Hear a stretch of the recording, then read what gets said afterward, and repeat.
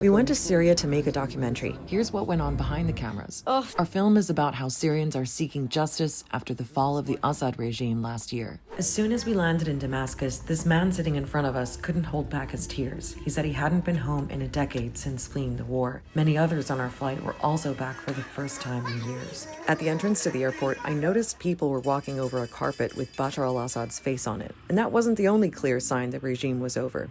The flag of the Syrian revolution is now the official flag, and it's everywhere. Checkpoints are manned by the new government's forces. The city felt pretty safe, although just a week earlier, Israel had bombed the defense ministry building, which was right in front of our hotel. One of the first scenes we filmed was in a suburb just outside the city, which was heavily bombed during the war. Wow, that's where the strike hit.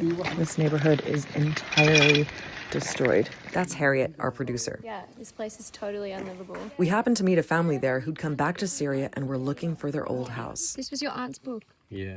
This was a forensic lab we visited. Quick warning, you're about to see human bones. Here, specialists were trying to identify this body by looking for clues in the teeth and bone structure. It was a grim reminder of what went on during the Assad regime. Hundreds of thousands of people were forcibly disappeared and are still missing.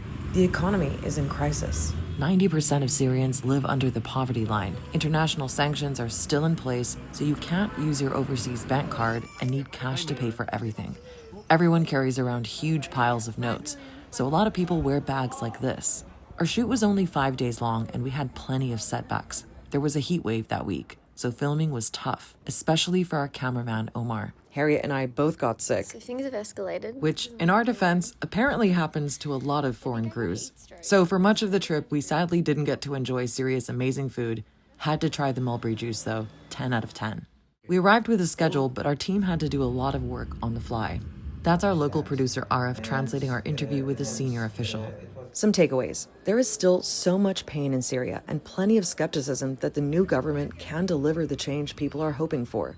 That's Ziad, who told us that 10 members of his family were disappeared by a pro-Assad militia and that he's still waiting to see those responsible face justice.